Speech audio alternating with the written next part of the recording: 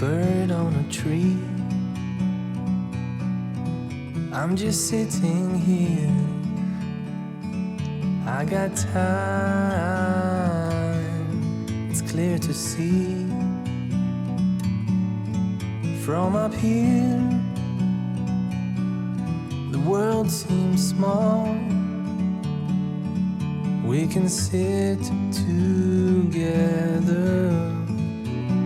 It's so beautiful, you and me. Hi everyone, this is Monica Ramirez, Warrior of Love, and we are in the podcast of Heart of the Artist.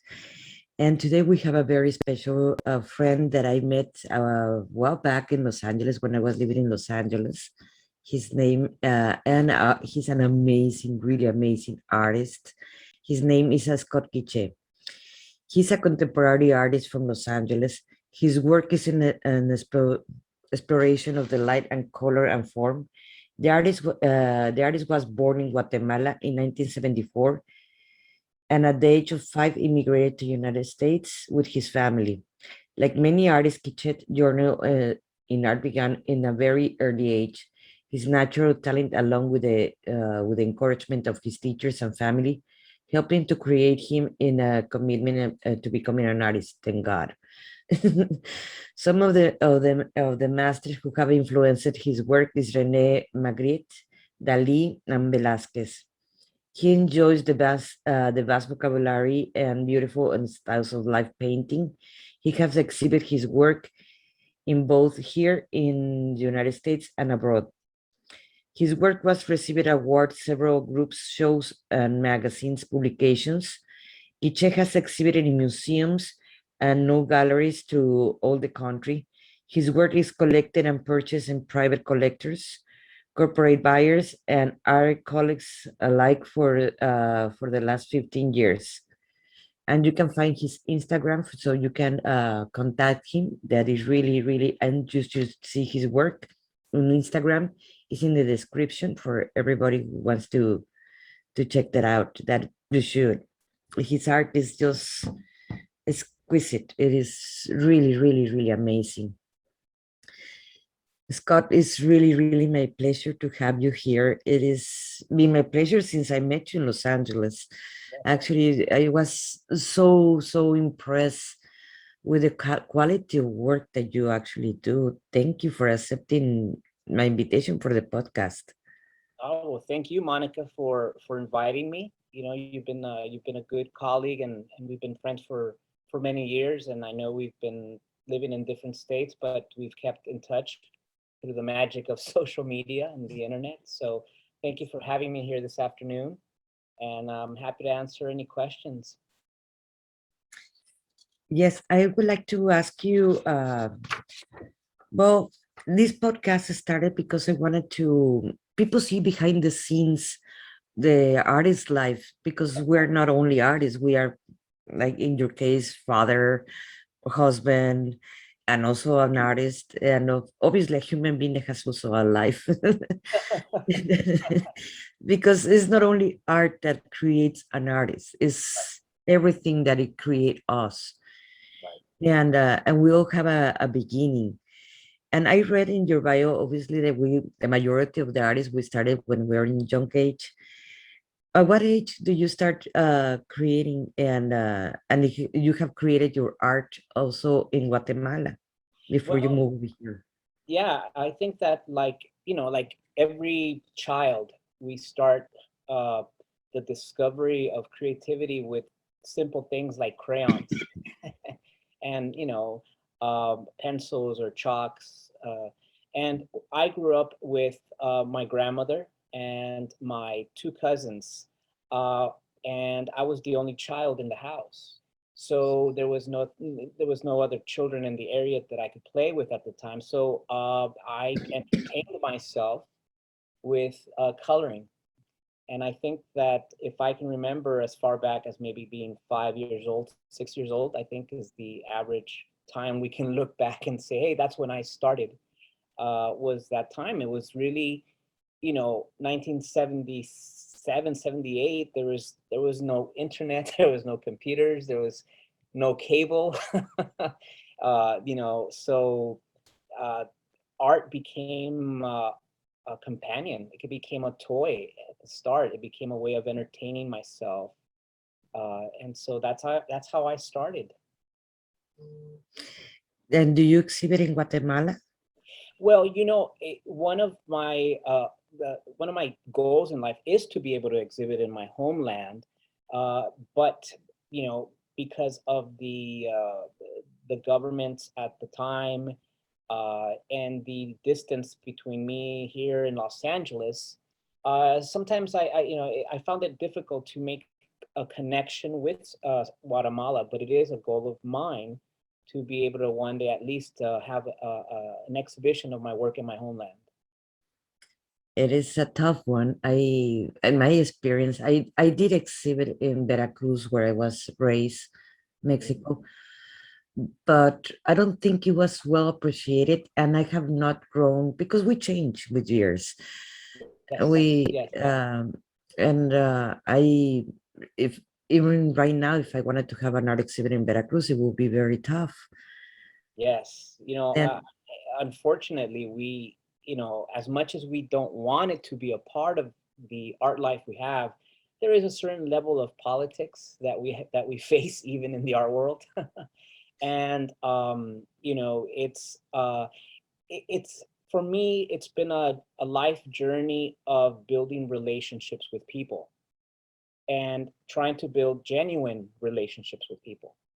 And because of the distance, in the last 22 years that I've been working as an artist, it hasn't been until recently, when Facebook became part of our lives, that we finally found it easier to connect with people from other countries. But before that, it was really hard unless you were connected with someone who knew someone, and that was sort of the game at the time. But yes, I mean, even Frida Kahlo had only one show in her own land before she passed on, and she was so proud of that. And I am hoping that one day I'll be able to break through the barriers of the politics and get to exhibit in my land. I feel like it is like the saying says, it is very hard to be prophet in your own land. Yes, I agree with you. It's funny you say that, because that's exactly what I told a friend of mine not too long ago. Uh, as an artist living in Los Angeles, you would imagine I'll be doing really well in my hometown, California, the state of California. But actually, for the last 15 years, it's been the state of Texas where I've exhibited most of my work, and it's where most of my sales have come from, and collectors. And yes, you're right. A prophet is never accepted in his hometown. Yes, you exhibit in Austin. Am I right? Well, yes. For the last, I think now going on 13 years, the Wally Workman Gallery in Austin, Texas, has been my official dealer. And my other gallery in Houston, Texas, the Jack Muir Gallery, has also been my another official dealer of mine. And I've had other galleries who've represented the work. But galleries and artists, I know I might jump to a different topic here. It's a kind of like a relationship. you Yes. know, some romantic relationships work out and some don't.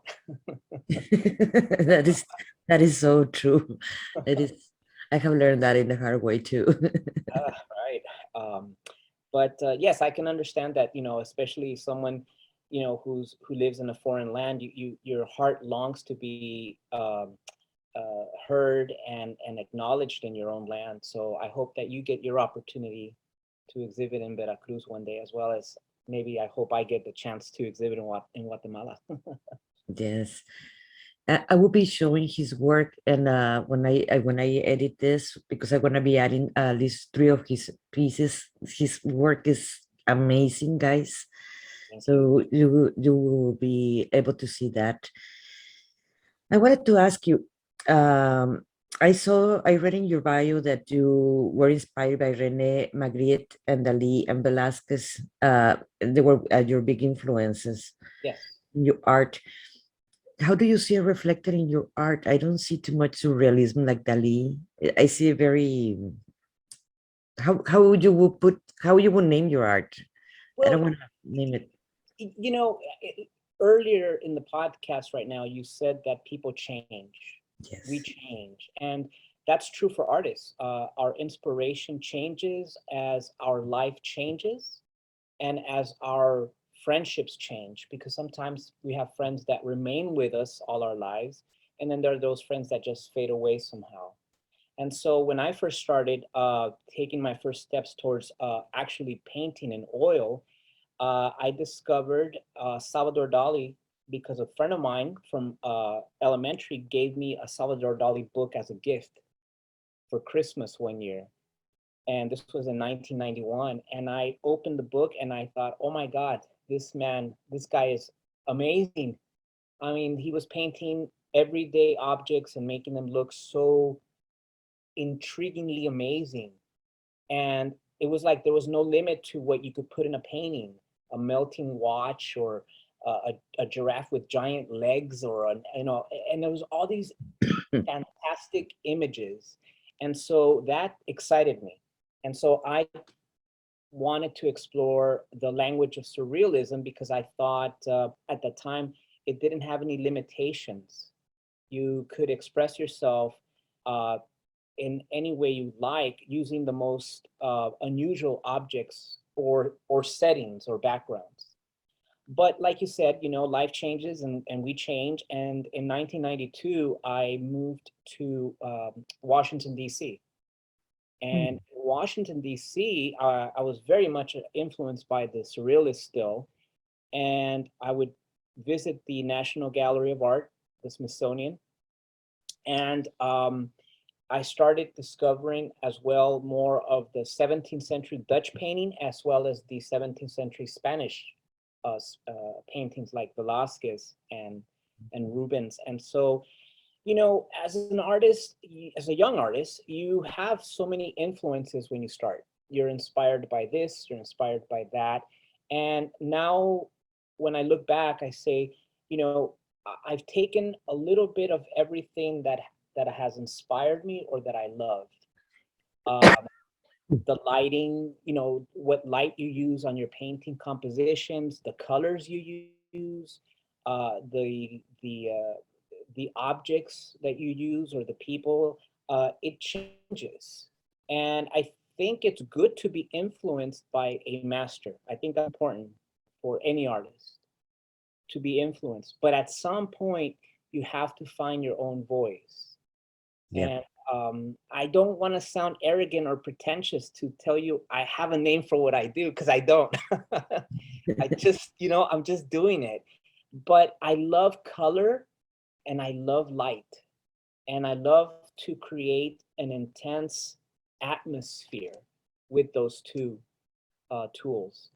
Um, I love, you know, I'm a big supporter that the only rule in art is there is no rule. And if you're expressing yourself in the manner you want to, that's okay.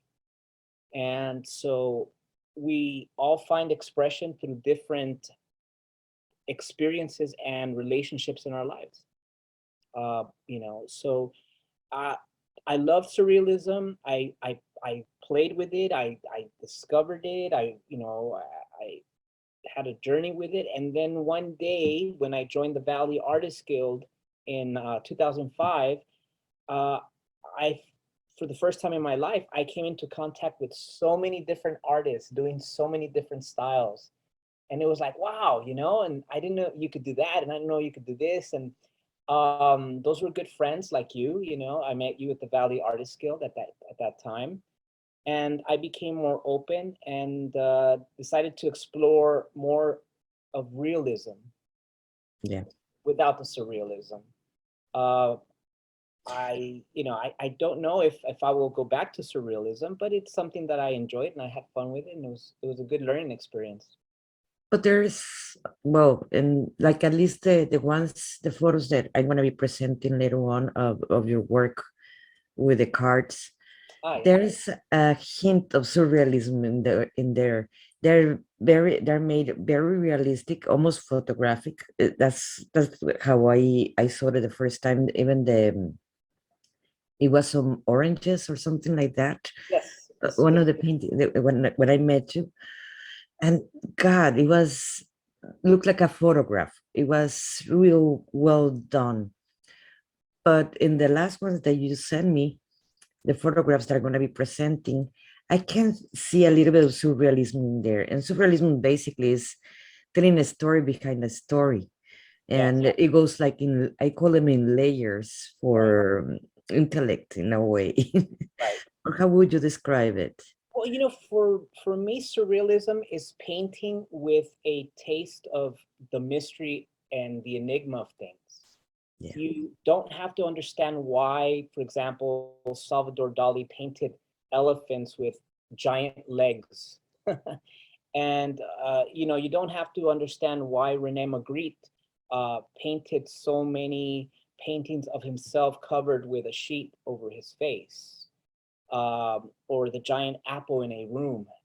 And I think that's the wonderful, intriguing mystery of surrealism, is that you have an element of mystery, just like life is mysterious.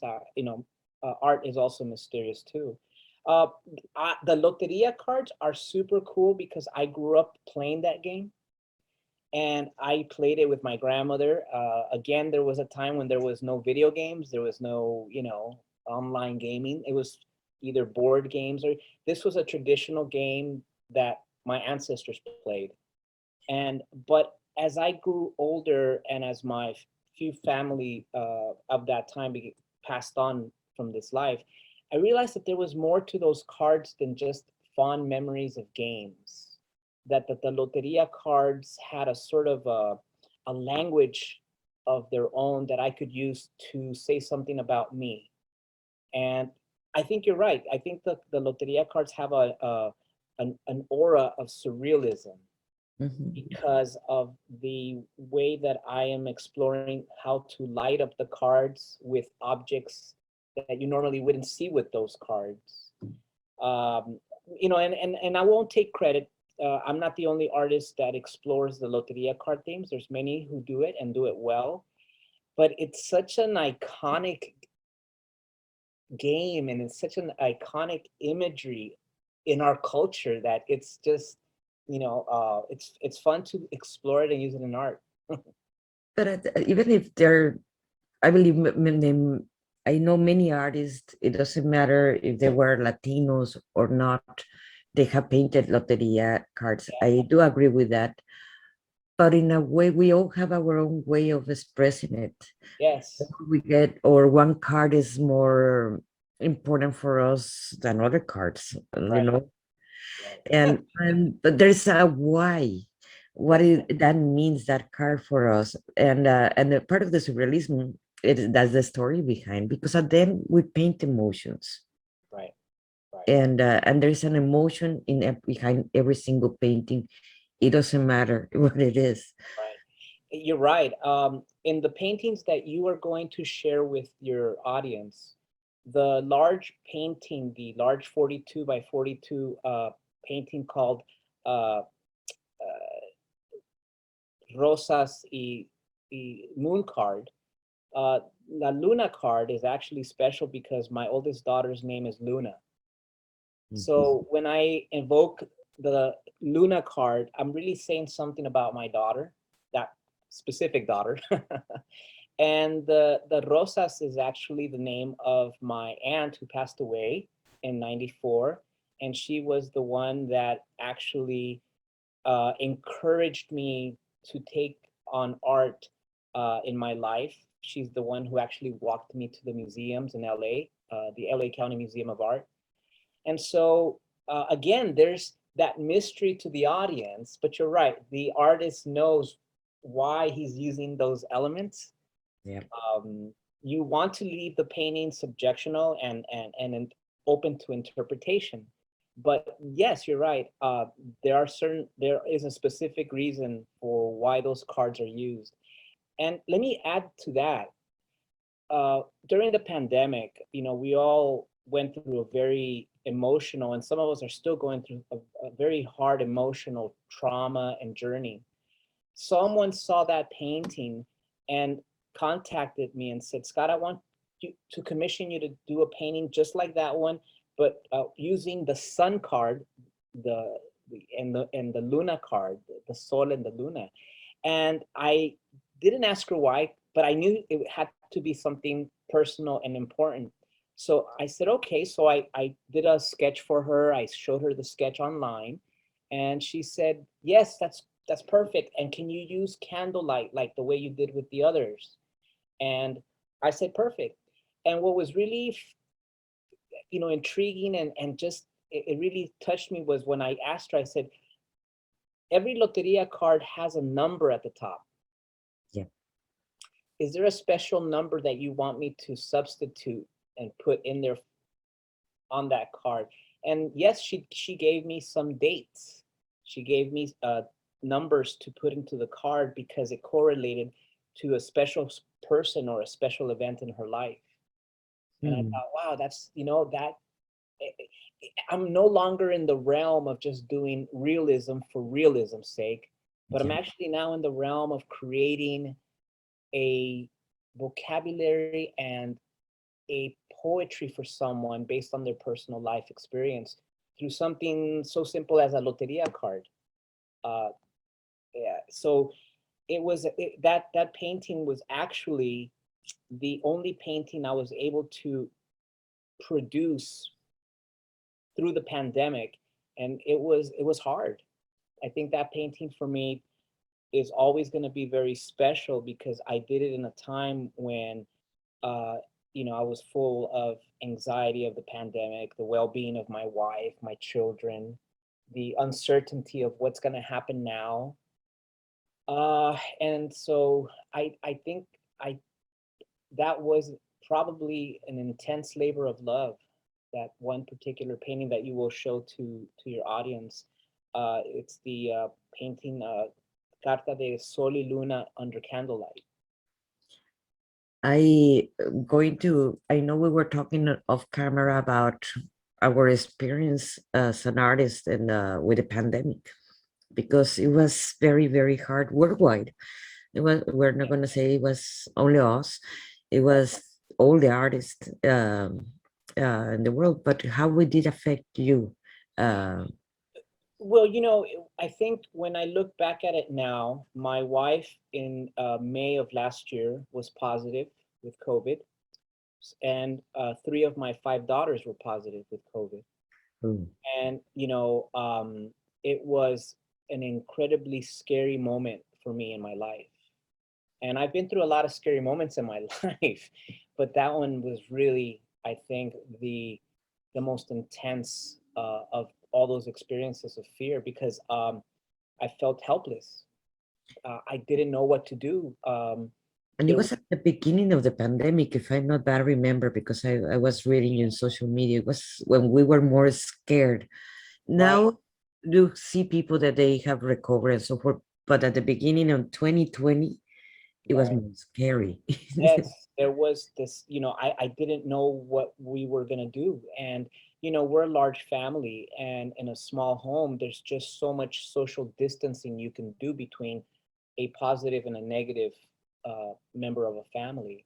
And so for me as an artist, all artwork had to completely come to a stop because life took precedent. I had to take care of my wife and my children, and it was it was hard. And I think what kept me going in that early moment of time with her being ill and the girls was that I actually found comfort in watching art documentaries. I mean, I couldn't really do work. I really couldn't paint, obviously, but I felt comforted watching YouTube videos of the life of Monet, Edgar Degas. You know, the Impressionists were probably one of the groups of artists that had such a hard life as artists, you Yes. know. And Renoir, in one of the documentaries, expressed that he felt so paralyzed that he didn't know if his art was any good anymore, that he, for 1 year, didn't produce anything. He was like just creatively stunned. And, I felt comfort in that.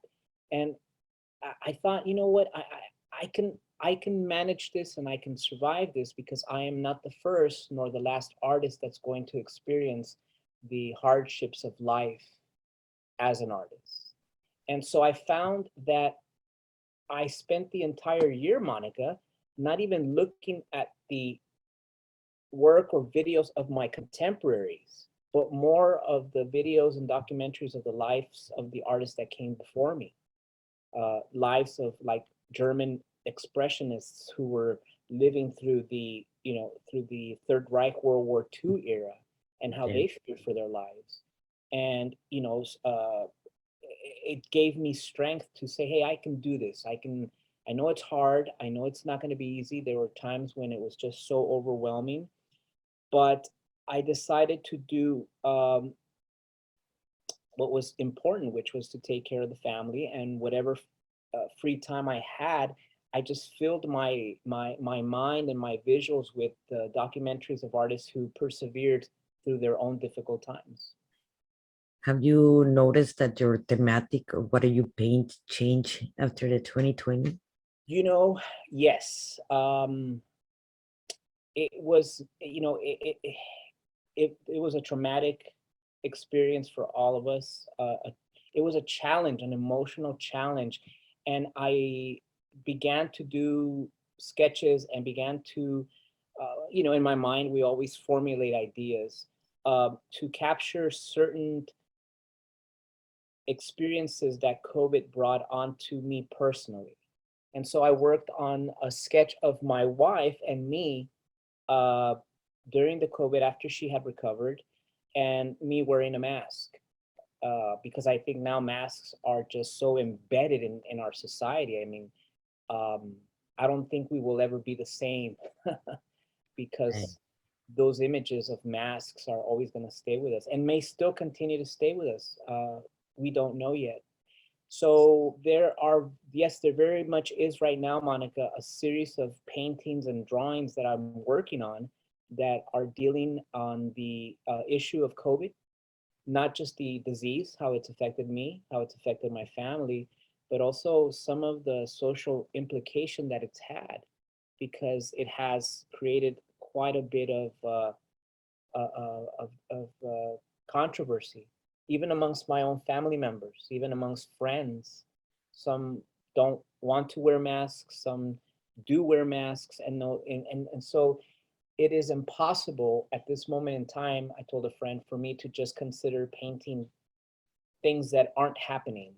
It's affected me, it's affecting me, it's affected the world, and I think it would only be fair for me to leave something behind for my children and my future generations to say, look, this is what it was like, this is what happened. I always have said that artists in general, we are storytellers of Yeah. our, and yeah, it is, this is what we want to project, what we were feeling in that moment. Yes. And again, Monica, I mean, I spent hours and hours watching documentaries of artists' lives on YouTube during those early tough months because there was nothing more I could do. And one of the documentaries that struck me the most was one of Picasso. We all know Picasso, of course, is that he was this flamboyant, playboy. But the minute that they bombed the small town of Guernica, he stopped doing all those other, you know, works of art and focused on doing the large Guernica painting that we all know of. And it was his first social statement that had politics in it. And he was very much a non-political artist before that. He was the most apolitical artist. And even someone as eccentric as like Salvador Dali, Mhm. he did a painting which is called the Premonition of Civil War. And in that painting, he was foretelling that Spain was about to go into civil war because of Franco's thirst for power.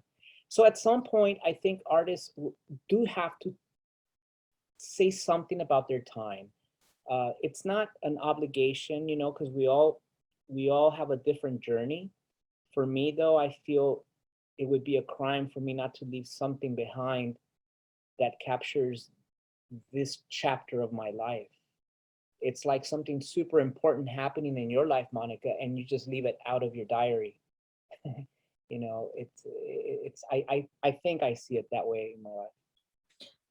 What is your favorite theme, or what inspired you to paint more than anything? Because I have seen in majority of your art, your family, Yes. your wife, your kids, and that is beautiful. And Frida used to say that she used to paint herself more because that was the person that she always have in front. Yes. So, Yes. but in your case, um, they're not in front of you. Oh, you know, it came down to one important understanding, that my children and my wife were not going to disappear, that they were a part of my life. And as you know, Picasso had many wives, and he fathered many children. But unfortunately, he was a great artist, but not the best of fathers. He had some, he had some conflicts with his with his children in life. And so what I wanted to accomplish at one point, I said, well, look, in order to maintain my sense of sanity here, I'm going to see if I could maybe kill two birds with one stone, if I can use that term. I'm going to use my children and my wife as models so that I can spend time with them and at the same time get work done. And it worked. Thank God it worked, because I was at the early years of my marriage. It was hard. It was frustrating. I Uh, bet. my wife didn't understand why I was isolated for hours and hours in my studio. And I realized, look, I can't just be in my studio all the time and ignore them. They need dad, and my wife needs to spend time with me and interact. So I thought, hey, you know what better way to do this than to just mix the two? And I'm glad I did that now, because now that my daughters are older and things are changing, I'm glad that I was able to capture that moment in time with them. And I always encourage artists, who have big families or small family. They say, Scott, how do you do it? How do you juggle this situation? I said, just once in a while use them as models. But you were very lucky to they can stay still. I remember when I was 4 years old, and an artist painted me in Mexico City, Mm. and to stay still, it was 2 days, and they were torture. Obviously, like don't move and Yes, don't this and don't do. And I was 4 years old, yes. and I was like, oh my god, that was the more torture time ever. So when someone asked me they want a painting, I try to keep them a little bit, but then it's like, let me take a photo.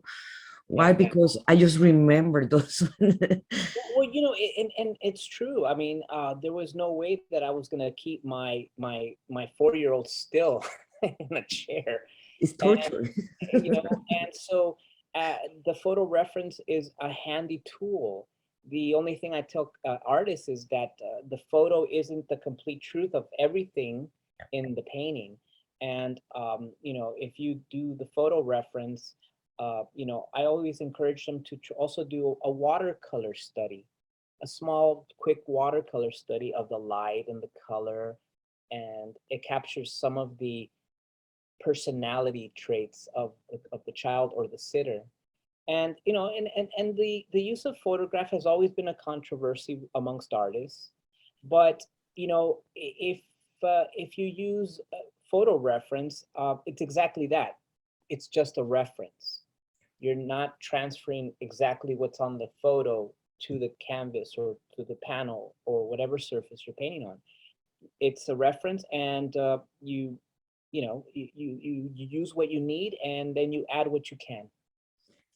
And at the end, telling you this by experience, you were very lucky to have the wife that you have, that Oh, thank you. she was willing to support you as your model, because not every single artist we were that lucky. That she posed as a model, and she supported us at the same time your career, and came to understand that artists we can paint sometimes at 2 o'clock in the morning That's because that's when we can sleep, and that's when we're inspired. Well, the life of a married artist is not easy. Yeah. And it takes work. And I'm no different than any of the other artists that have come before me who struggled with that. But through communication, Monica, I believe that's the key. Through communication, and believe it or not, by joining the Valley Artists Guild in 2005, uh, at that time, me and my wife, we were just married for 5 years. The Valley Artists Guild, what it did for me and my wife is that it gave my wife an understanding that she was experiencing the exact same emotions and frustrations as some of the spouses of the other artists in that community. And so when we used to do our exhibitions and when we used to have our ceremonies, our fall and our gold shows, I believe that not only did that experience enrich my life, but it also comforted my wife in knowing that this was not some strange behavior or some, on some weird, out of the ordinary, Unabomber guy mixing paint in the middle of the night. that there was that there was other wives and husbands too who Yes. would say, "Oh, you know what? At least she spends 8 hours in the studio. My wife spends 17 hours in the studio. I never see her." So she saw that she had some common challenges with others, but what she saw was that there was so much joy in sharing what we do with others, and that it wasn't just a hobby, but it's actually an influence to a community. And so when I met the Valley Artists Guild, I decided to be of service. I became uh, the newsletter chairman. Later, I became the vice president of the guild. And, it's nonprofit, so you're doing it on your own free time. But that service towards other artists in the community, I think it won my wife's respect, I hope and believe. And then started, doing the grilling and the cooking and setting up the food for the shows and all that. So it was a good experience. But yes, I say to artists who are young and married, or even whatever age you get married, uh, keep the channels of communication open, and invite them to be a part of what you do instead of isolating them from what you do. Either way, it's tough. I told you after being married 4 times. Yeah, I That understand. it is a tough one, and there's rules of society actually that help more the males than the females. Yeah, And I think there has to be a balance created. I'm seeing a lot more female artists, strong female artists stepping up and being of influence, and you doing this podcast and reaching out to thousands of people worldwide is also an influence. You're contributing, especially in this time where we can't go to a gallery because we're afraid of the pandemic, or we can't go to the museum because it's by reservation now only. That you're helping to bring art into the communities and to the lives of people worldwide. And as a female artist, and as one that an art colleague that I respect and happy to call friend, I think what you're doing is important. And I can only hope that it will continue to catch on. yes, and the idea is actually to inform the viewers Yes. what is the life of an artist. It's just not just grabbing a brush and put paint on it, and that's it. You know, I told my 19-year-old daughter is going to start her pursuit of animation. She's going to go and study animation this coming month. But when they were younger, and I would take them to the museums, I would tell them, you see all this beautiful art. You see a Diego Velazquez there, you see a Picasso, you see a Rembrandt, you see all the great ones. But what you don't see is that all those great ones, all that art there came through great strife and suffering, loss, pain, anguish, addictions, and all sorts of, social dysfunctions. I look at the work of, for example, Rembrandt is so well admired and respected throughout the world, but the man had so much loss in his life. His first wife died. He lost two children. Um, Monet's first wife died of malnutrition. She had a complication with her birth. And, so every artist you see in museums, I mean, they went through some incredible social and personal challenges. Even Diego Rivera and Frida Kahlo, they were married, and Diego was a bit of a playboy, and she liked to go out and have fun too, and they separated, and then they realized they loved each other, and then got married once again. Yes. So I think if you can find in your life a partner that understands you as an artist, and that's a real blessing. And I believe also part of our creative side also goes with our wanted to express our emotions and our passion. Yeah, And it is easier to put it in a piece of art, yeah, yeah. and at least we can understand it. Even in the real world, and the world do not understand that passion or that emotion, and we can get it out. Is I call it our therapy also at the same time. Yes, yes. I mean, and I look at what I do now after so many years of painting and drawing and sketching. Yes, you're right, Monica. This is therapeutic for me. I mean, I have to make a living. I have to pay my bills, put bread on the table, just like everyone else. But at the same time, it's therapeutic. It's if I don't do it, I become restless. I become unhappy. I get tense. So there's an absolute belief in me that if you are an artist and you paint and you love it and you can't live without it, it's because that's what your destiny is to be an artist. In the pandemic time, what I did when I could not feel inspired to paint, it was very hard. I don't know what it was. Probably, like you say, anxiety, etc., etc. I started writing, Yeah. and I started studying because I wasn't need to express myself in one way or the other. So I wrote a book, because I was needing to express it.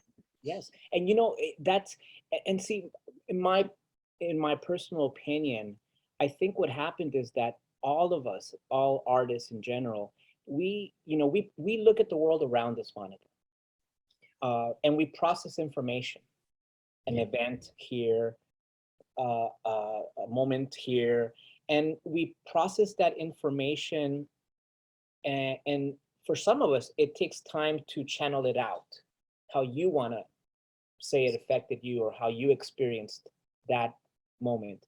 But because now we live in a digital media age where you see thousands and tens of thousands of artists, and you see tens of thousands of news bits coming at you nonstop, the pandemic, you know the last administration, or whatever government you're living in under this world, you start to develop this information overflow in you, that instead of being able to channel it, you can't, because there's just too much you're processing, and you just don't know which to tackle first. You want to tackle this situation, you want to tackle that feeling, you want to tackle that. And I think that's, and I tell this to a lot of the young artists today, I don't envy you, because in my time, you watched the news, you changed the channel, there was no remote, you went up there and changed the channel manually, but you had quiet time. You weren't 24/7 connected to the entire world all the time. And I think what with all of this you know pandemic and uncertainty with finances and governments, I think artists in general all over the world have felt a sense of information overflow, and it's paralyzed many of us, including me. But I've had to sort of disconnect from some of my activities on Facebook and Instagram, just so I can give myself time to breathe, absorb what's important and, you know, leave the silly stuff out. What I've been doing that I discover some friends studying coaching and so forth. Someone told me, why you don't check later.com? And like that, you schedule your content or whatever you want to promote and through your social medias, different social medias, but then you don't have to be hooked to the social media. And then you Yes. can have a life and you can create and you can do whatever you want. And after that is like, we can use the same technology in our favor. So we don't be Yes. actually absorbed by it at the Yes. same time. I, And I agree. I think everything in moderation. yes, Everything in moderation. And you know, I noticed I one young artist who I spoke to a year and a half ago, he said, "Oh man, you know, you what would you recommend as an artist for me that I'm starting out?"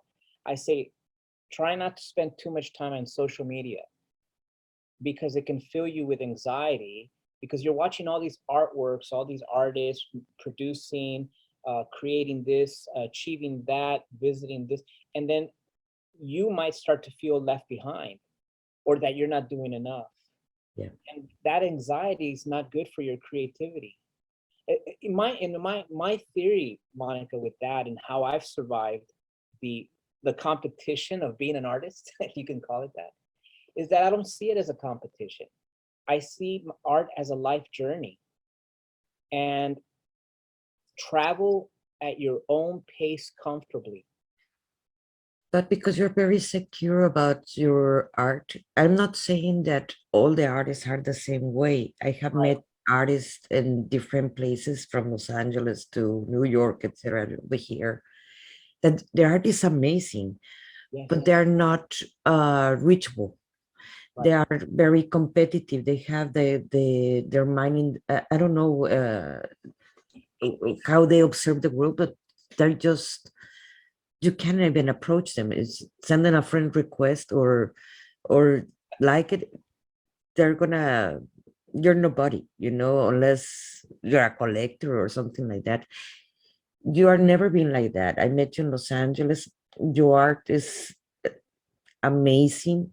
In fact, I even asked you for classes, but it was just impossible with my daughter to drive over there. It was far away, so I could not went to take your classes. But you were very approachable all the time. You're humble, even if your art is, it exhibits in one of the best places in the United States, and it's, the quality is amazing. Thank Why you. is that difference between the artists that they're, I'm not going to say the art is bad. It's very amazing. It is really, really high quality too, but why they're not approachable and you are approachable? Well, you know, we all, one of the great challenges in life, I tell my daughters, is learning to coexist with all the different personalities that you meet in this world, all the different personalities that you cross paths with. Um, when I was first starting, when I first started painting in 1991, I met a Colombian artist. His name was Alberto Ibanez. And I got introduced to him by a friend of mine. And at that time, Monica, I only had two paintings. That's it. That's all I had was just two paintings. It was my first two paintings ever. And he was more of an established artist in his country in Colombia, but he was also an architectural draftsman in Virginia. Anyhow, so I went over to his studio one afternoon. I showed him my work. I didn't know what to think. I was nervous, scared. I was only 19 years old, but he was generous and he was encouraging. And he told me, I like that. I like what you're doing. He goes, you're welcome to come and use my studio whenever you want. Just, you know, keep it clean, but you can use it. And I produced two other paintings at that time. And he said, I want to use one of them, Scott, and exhibit it for a show that I'm putting together at the Mexican Embassy in Washington, D.C. And I was blown away. I thought, well, I don't have any school training. I'm just starting. And, you know, I was very fortunate. So what I'm saying by that, Monica, is that it, I was given a chance to show something that I created. And who you are and what you achieve as an artist is your hard work. Yes, it is. But it's also the sum total of all the doors that were opened to you generously. Yeah. That people came to help you. A gallery decided, okay, I'll give you a chance. We'll put one painting up. And so I found out that it was easier for me to be an artist with a sense of humbleness and appreciation than to be a pretentious, snooty artist. Yes. and and I've all I've ever tried to do as best to my ability is to build genuine relationships in my field. I know that there's a myth in the art world, and even when I was younger, it was a myth that in order to make it, you had to sort of kiss a little booty. I said, no, we're not going to do that. We don't need to do that. That was one of the things that'll take me to my next question I wanted to ask you, because when I arrived to Los Angeles and I was looking where to exhibit and so on, so the first words that came as an advice from someone is fake it until you make it. And I was like, okay, this is not me. I can't do that, is but that goes a lot in the culture around the world. It's not only Los Angeles, it's not only United States, it's around the world. Right. And how, and that's where the pretentious people comes out. That's the pretentious artist comes out, or the arrogance, let's put it like that, or huge ego, whatever you want to call it. Right. But that doesn't mean that they have the mentality that they can grow more or learn from someone else a new technique, a new way of expressing themselves or whatever, because they already know it all. Right. How do you approach that in living in Los Angeles when it's very expensive, very competitive, and it's about survival? Yes. Yes. It Well, is different than anywhere else. you got to stay humble and learn. Uh, in the art world, you're always going to be in a process of learning. Yes. All the great artists, Michelangelo said, I'm still learning, and he was in his 60s or 70s. And so, I take that as an example for me on how I was going to manage and navigate my life as an artist. And I have found that I have had more opportunities open up for me in that spirit of humility and appreciation than to shout and be arrogant and unappreciative about it. Um, it there's always going to be a bigger fish than me, and there's always going to be talented artists that are on their way coming right behind me, the younger generation. And Monet was at the top of his game in Paris at the 18th century, the late 18th century. But then he discovered the Impressionists, Monet and Renoir, and then he realized, oh my God, these guys are the next big thing. I was the next big thing, but now they're the next big thing. So instead of becoming enemies with them, he embraced them, learned from them, and then in turn, Monet, Degas, and all them learned from Monet. How hard is to find a place a good gallery to represent you in Los Angeles, because that is different than to exhibit anywhere. You can exhibit anywhere, Right. there's parks and there's whatever, Yeah.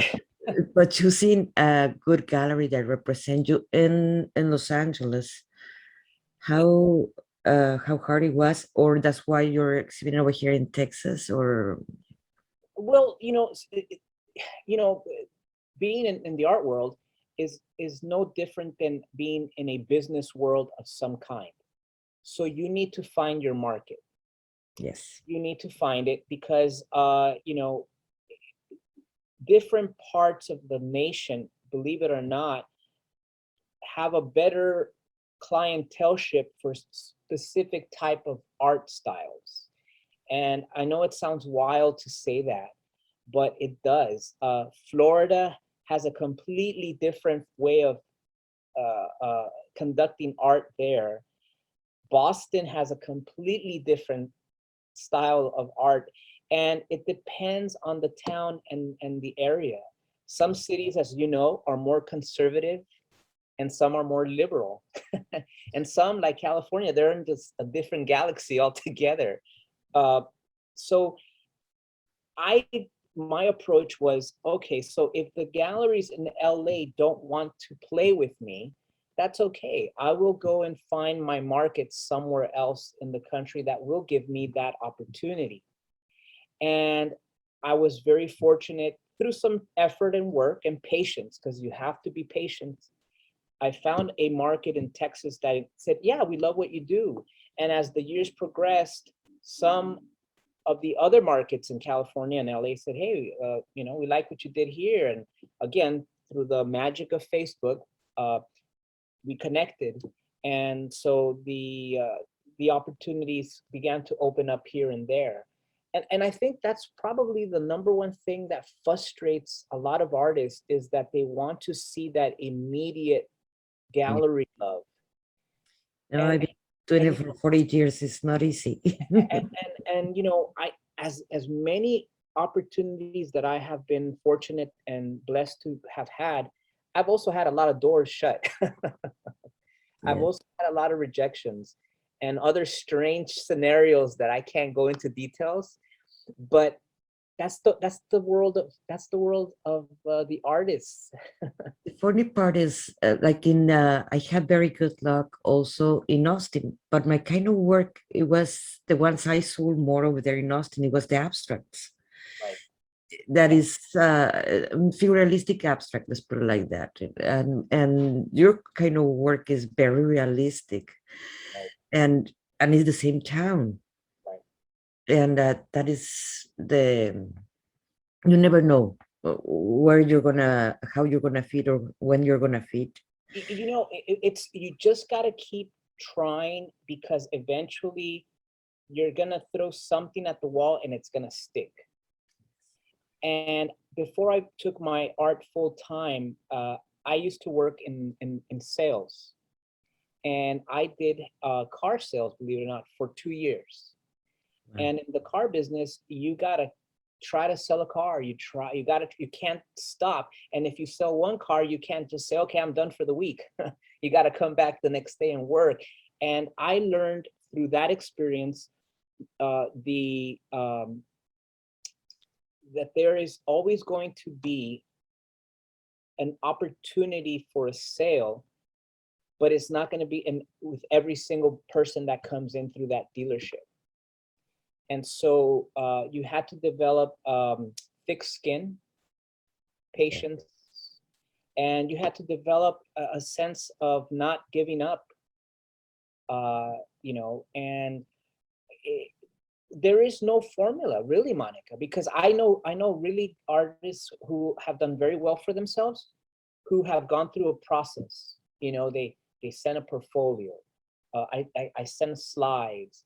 One guy said, oh, I just walked in. I was having beer with my wife and I just walked in and they gave me the opportunity. So the winds of fortune aren't the same for all of us, and so we have to just we can't quit. We have to persevere. If something isn't working for you, step back. Again, be humble, learn, and ask around. Hey, what are you doing? What do you think I could do? And try a different approach. I always give this example. When I was younger, I was very small. I'm a very small guy. But when I was a little boy, I was very small. And so the cool kids in the playground in my school didn't let me play with them because I was too small. And I wasn't good enough. So I decided, I'll go play with the other kids over there. And I did. And as my reputation began to grow that, hey, Scott's actually a pretty good basketball player, even though he's small, he's good at football. The other cool kids said, oh, all right, come on. We'll give you a shot. You can play with us. and then you earn your respect by your work. And Yeah. how, and so when I met this Colombian artist in 1991, he told me one piece of advice that is the thing that holds me together constantly. He said, Scott, all you got to do is worry about making the best art for you. Once you put it out into the world, he said, it's out of your hands and control, my friend, how the public receives it. I totally agree with that one. I remember I did a art piece of Frida Kahlo once, and I did it solely for the purpose of selling it. Yes. It was not in my heart even to do it. In fact, in that year, I did about 15 Fridas or something like Oh, that. wow. That's Don't ask me to paint a Frida because I don't want to paint a Frida ever again after that. But I was doing it just solely to the purpose to make money. yeah. And my heart was not in there. It was, and now when I create a piece, I do it because I wanted to express something for me. If Yes. I don't care if I sell it or not. In reality, if I sell it, awesome. If I didn't sell it, yeah, I got more paintings to put in my windows because I don't fit it more.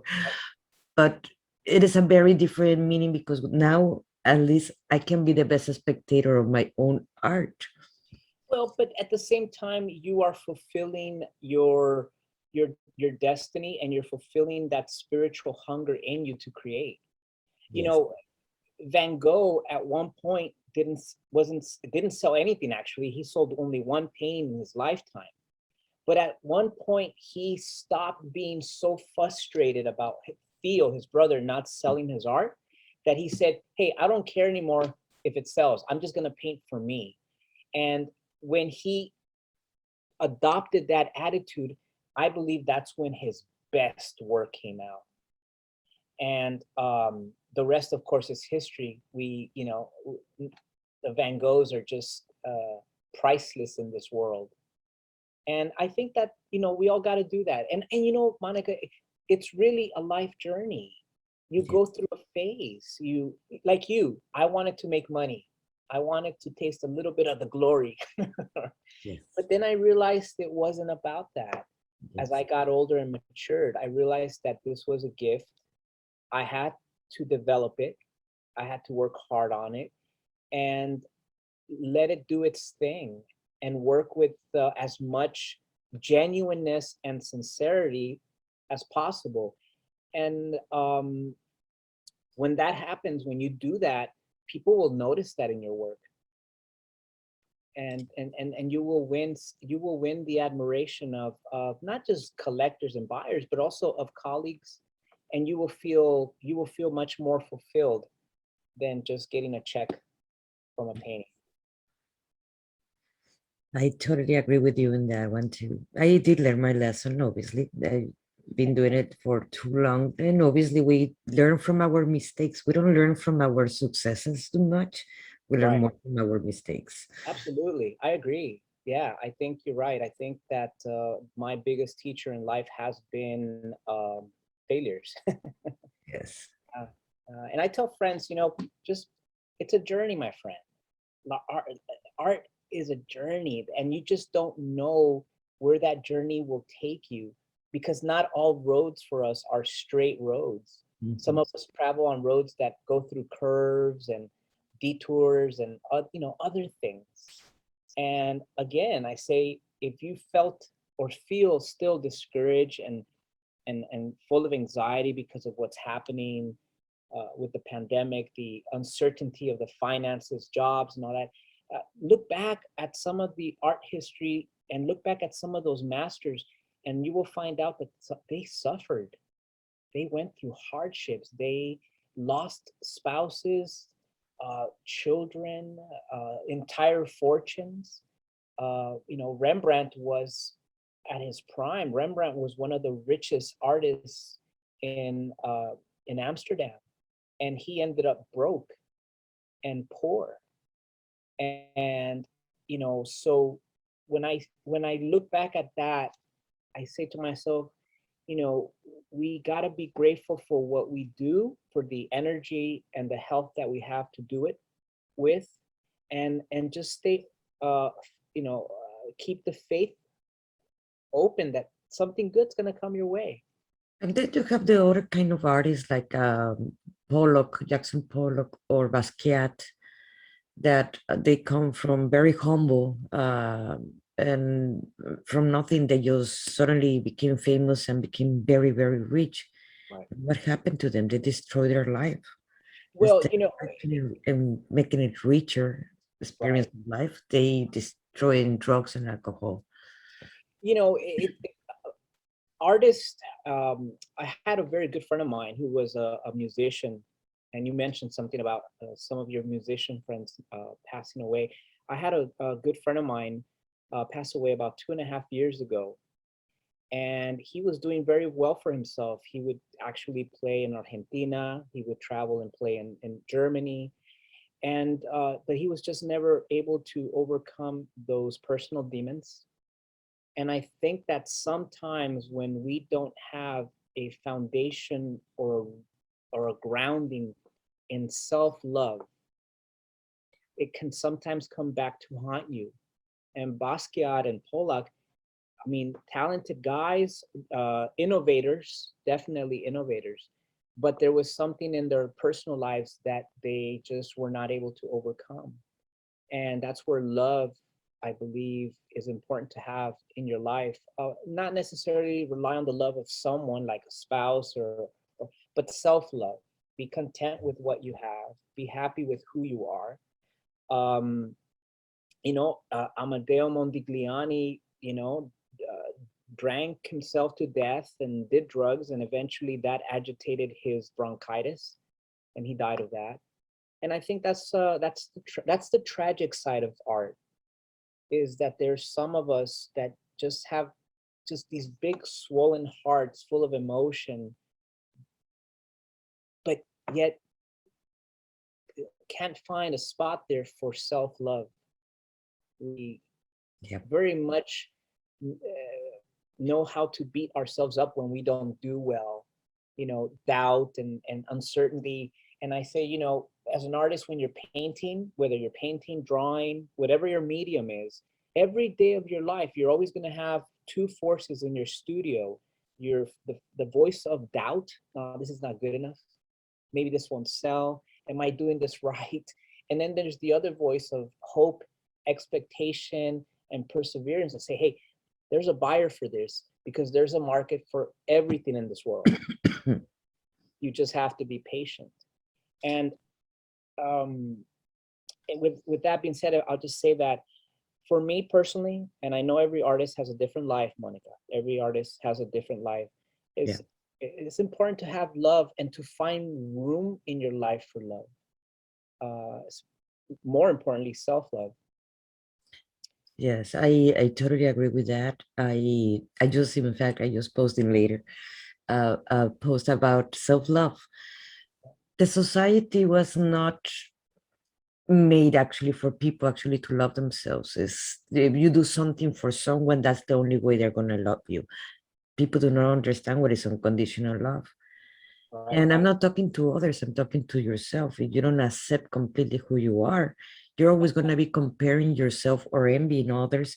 So you're not accepting yourself. And that's when all this chaos come, because you're not happy with you.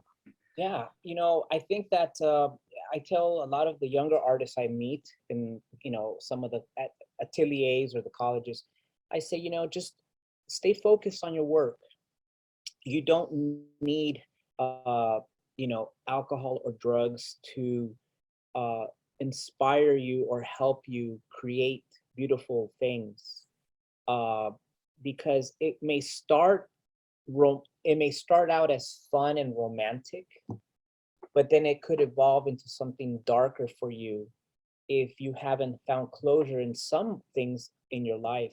And artists, I don't want to say we're better than other human beings or we're a special breed, but we carry a lot of emotion in our sleeves.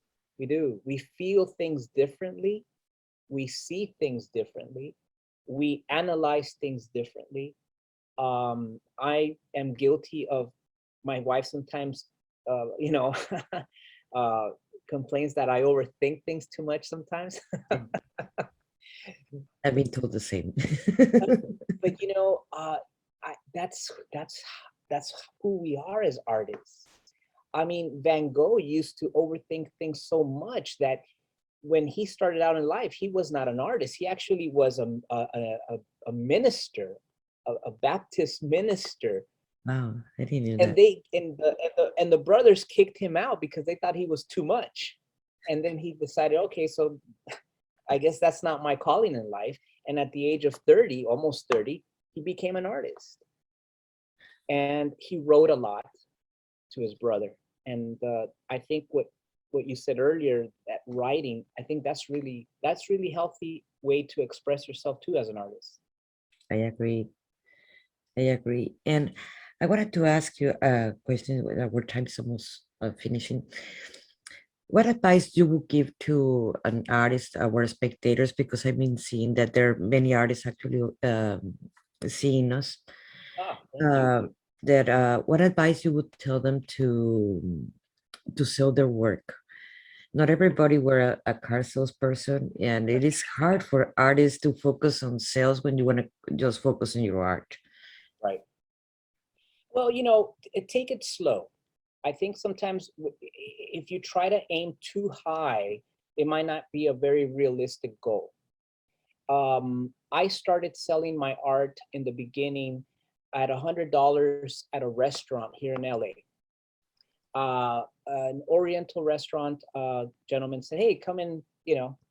I love that painting you brought in the other day. We'll put some on the wall for $100, $150."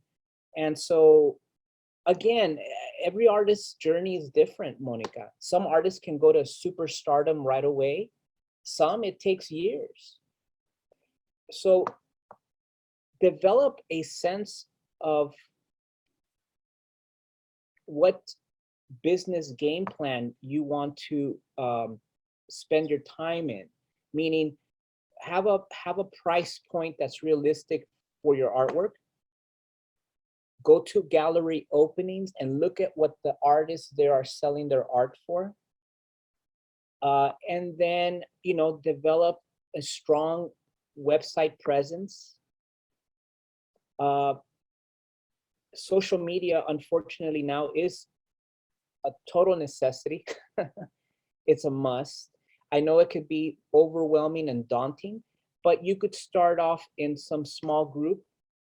And there are groups on Facebook who are very easy to work with, who will allow you to post one of your paintings with your price and won't take a commission. They'll just, everything goes to the artist. What I'm saying is start out with a realistic price point. Even I, with the few years I've had experience, I just can't go into a gallery and say, "Hey, I want to sell this for $50,000." I got to work my prices, and it takes time. It really does take time because you got to cultivate an audience. You have to create a clientele base, and that takes time. And again, I know that's not something that a lot of artists want to hear, but it's a patience game, Monica. It is, and so start your price points moderately. I'm not saying, sell your art for $20, $50 because we got to pay bills and, start out moderately. If you're starting out, start out in the low hundreds, maybe $600, $700. And every year, increase your prices by 10%. And if the galleries or the collectors say, "Well, why is your price point going up?" I said, "Well, my art's more in demand now. Plus, it meets the cost of inflation for everything else. Because it's not just gas and milk that go up in price. So do brushes and paints and materials." I did have a conversation the other day, an interview with the president of Pintoras Mexicanas, Alma Dominguez. And she was mentioning that that for her is more important Instagram than even Facebook. That now the galleries, they ask you for your Instagram. They don't Yes. ask you for your webpage, or they don't ask you for your fan page of Facebook. They ask you for your Instagram. Yes, and and that is the way of change. When I joined the Valley Artist Guild in 2005, I don't know if you remember, Monica, I conducted a series of seminars trying to convert a lot of the members from slides to digital JPEGs. And it was hard because some of them said, hey, I spent $15,000 on these slides. And I say, sir, at some point we have to give up the candle and go buy a light bulb. I agree. You know, We have to adapt to whatever is we're. and that's what, and see, and that is, if I may say, that is what made Picasso so great, is that Picasso changed his style more than any other artist in history, but because he knew that times were changing and new ideas were coming on the horizon. So yes, if you're obviously, yes, Facebook at this point is not what it used to be in 2009. Yes. It's changed. It's become more of an algorithm of ads to try to sell something to the public. And we've lost, and I noticed this personally, I have lost a lot of contact with many artists and galleries, not because they're not following me or because my art now is horrible and they don't want nothing to do with me, but because Facebook has changed the algorithm where they now control what you see, versus before it was you saw your friends. And so if I can say just one point of advice, if you do start your Instagram, and you're right, Monica, that's what galleries are looking for right now, is focus your Instagram only on your art.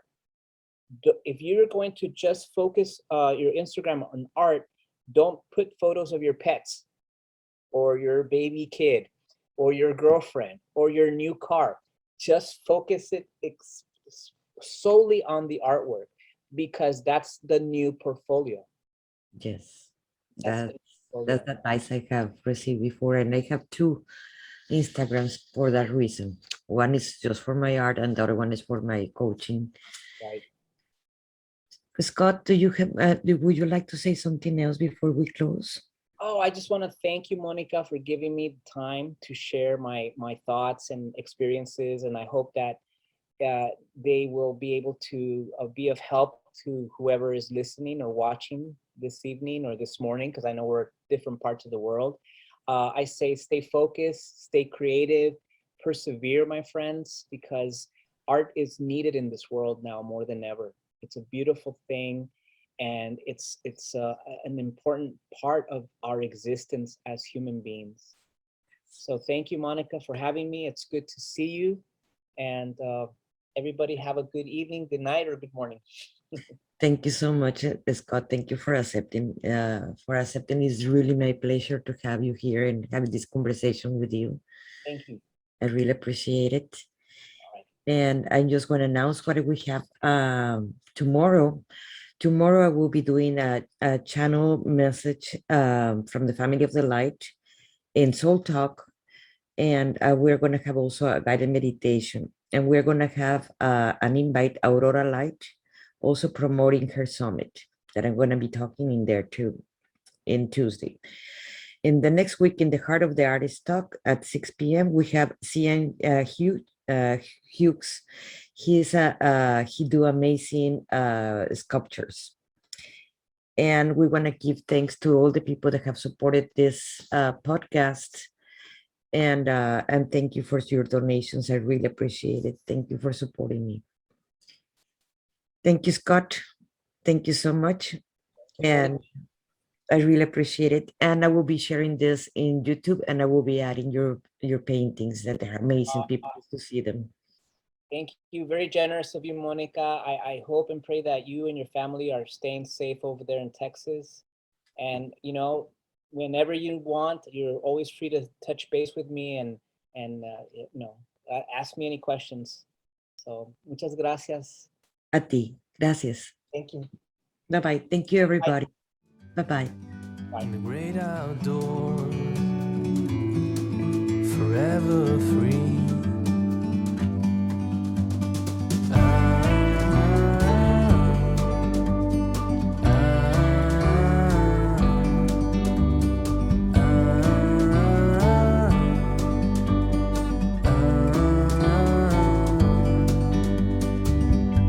Sometimes you need to go and take a step back